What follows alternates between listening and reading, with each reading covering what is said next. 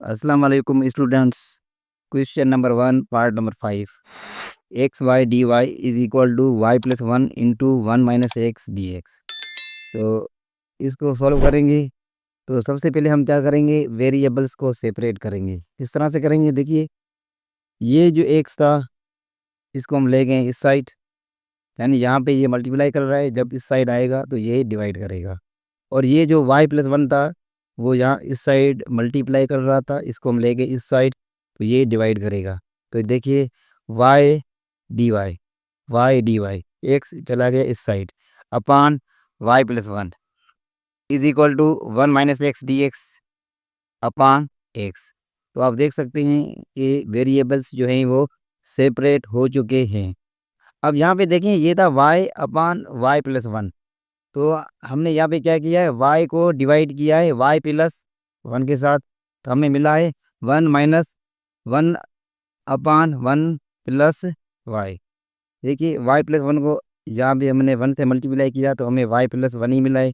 Division में क्या होता है कि नीचे वाली टर्म्स के साइन चेंज होते हैं, तो ये प्लस 1 था, ये माइनस हो गया, ये प्लस 1, ये माइनस, तो प्लस माइनस ये दोनों y कट गया, माइनस 1 बचा, तो ये हमें मिला 1 whole minus 1 upon 1 plus y, 1 minus 1 upon y plus 1 से मिला d y is equal to, यहाँ पे हमारे पास था 1 माइनस एक्स अपान एक्स, तो ये हो गया 1 upon x minus x upon x, x upon x हो जाएगा 1 डी एक्स।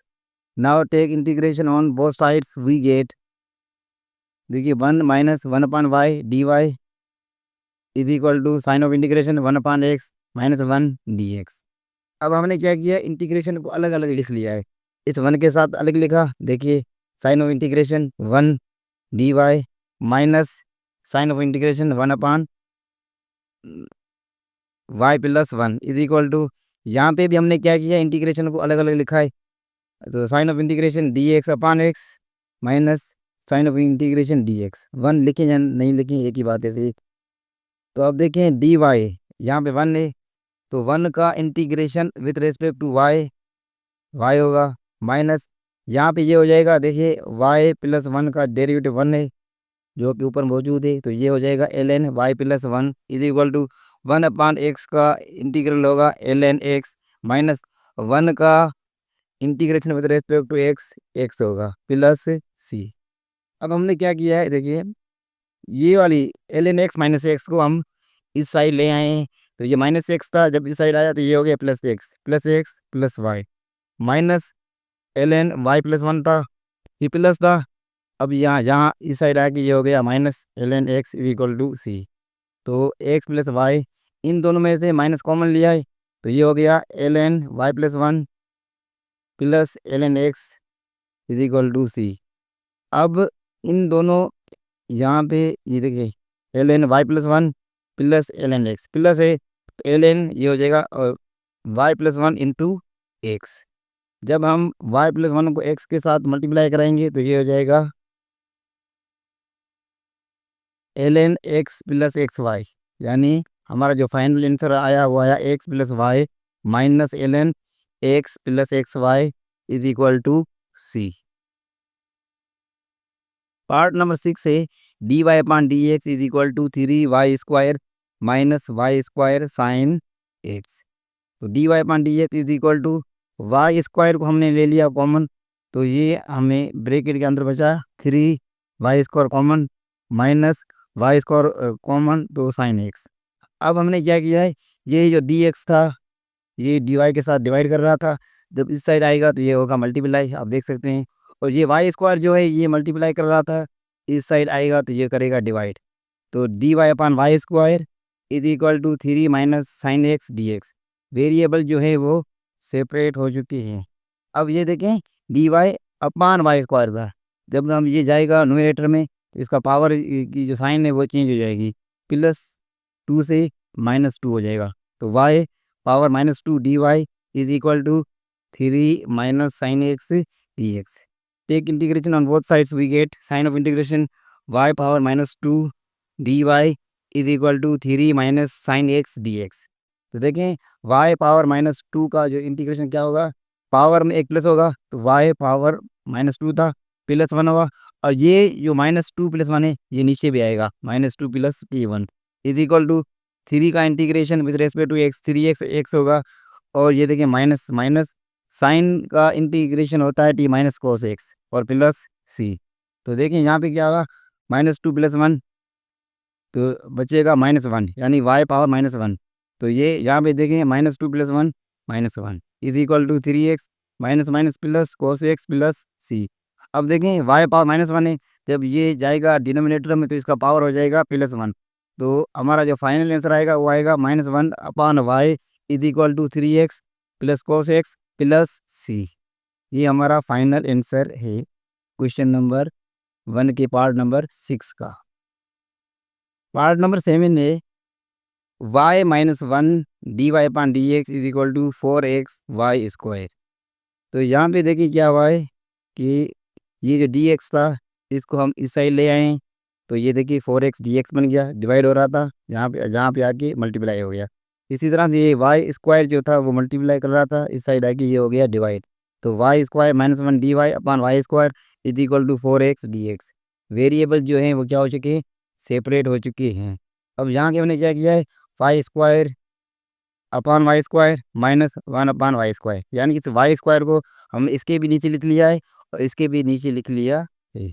तो y² से कट जाएगा, 1 बचेगा, माइनस ये होगा 1/y² था, y² डिनोमिनेटर में था, जब न्यूमरेटर में गया तो इसका पावर हो गया -2, +2 से -2 हो गया, dy is equal to 4x dx। अब हमने क्या किया है, take integration on both sides we get 1 minus y power -2 dy is equal to 4 sign of integration x dx।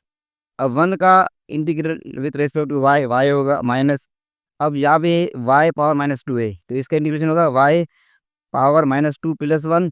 अब ये -2 + 1 नीचे भी आएगा, -2 डी + 1, ये वाला जो -2 + 1 है ये नीचे भी आएगा, इज इक्वल टू 4 का 4 रहा, x का जो इंटीग्रल होगा वो होगा x²। यानी यहाँ पे भी 1 था, 1 में +1 और होगा तो ये हो जाएगा x²/2 प्लस बी सी। तो देखिए y, अब ये देखें -2 + 1 -1 माइनस माइनस ये हो गया प्लस, यहाँ पे y का पावर बचा -1 इज इक्वल टू ये 2 1 2 2 2 द 4, यहाँ पे 2x² प्लस सी बचा। यहाँ पे देखिए y प्लस y पावर -1 था तो ये हो जाएगा y प्लस 1/y, अपान में जाएगा पावर क्या हो जाएगा प्लस, तो ये हो जाएगा y plus 1/y is equal to 2x² plus c. तो this is the answer of question number 1 part number 7। Part number 8 ये लास्ट पार्ट है क्वेश्चन नंबर 1 का, x cos² y dx plus 10y dy is equal to 0। यहाँ पे हमने क्या किया, ये वाली जो टर्म थी x cos² y dx वाली को हम 0 वाली साइड ले गए हैं, तो यहाँ पे ये प्लस थी, जब 0 वाली साइड आई तो ये हो गई माइनस। 10y dy अपने साइड पे मौजूद रहा, इसमें किसी भी किस्म की कोई चेंजिंग नहीं आएगी, प्लस का था तो ये प्लस का ही रहेगा। ये यहाँ जाके 0 वाली साइड जाके ये हो गया माइनस का, -x cos² y dx।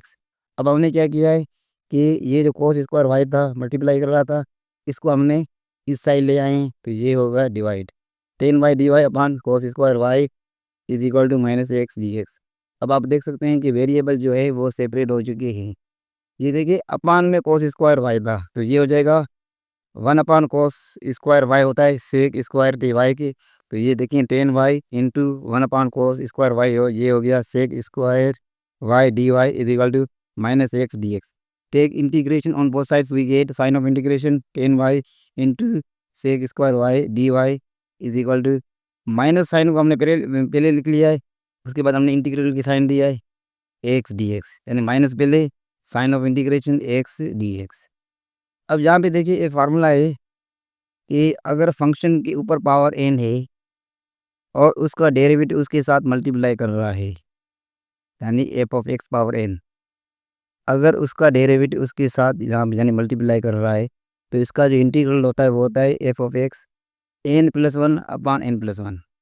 तो यहाँ पे आप देख सकते हैं कि ये जो 10 है, 10 के ऊपर पावर यहाँ पे 1 है, 10 का जो डेरिवेटिव होता है वो होता है सेक स्क्वायर वाई।